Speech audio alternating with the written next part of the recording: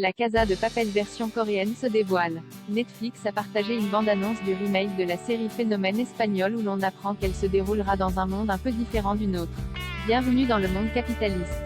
On en sait un peu plus sur Money Heist Korea, joint Economic Area, remake du succès international La Casa de Papel, grâce à une bande-annonce bourrée d'action qui pose les bases.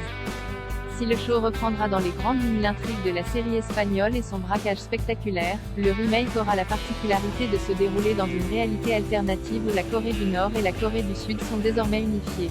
Une même monnaie a donc été créée pour ce nouveau territoire, mais contrairement à ce que les Coréens espéraient, cela ne profite plus aux riches.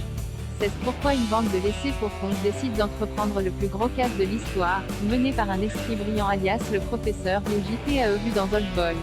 Des visages connus côté casting, les fans de Squid Game reconnaîtront bien vite l'acteur qui reprend le rôle de Berlin puisqu'il s'agit de Park Hae-soo, qui incarne Cho Sang-woo, le joueur 218, dans le succès Netflix, tandis que les fans de Lost seront ravis de retrouver Kim Young-jin, Sun dans la série culte, dans la peau de la chef de l'équipe de négociation de crise lors du braquage. Une dimension nouvelle, Jai était intrigué par le travail sur le remake, car non seulement il s'agit du conflit entre les voleurs et la police, mais il ajoute également de nouvelles couches telles que la tension, la méfiance et l'harmonie entre la Corée du Nord et la Corée du Sud.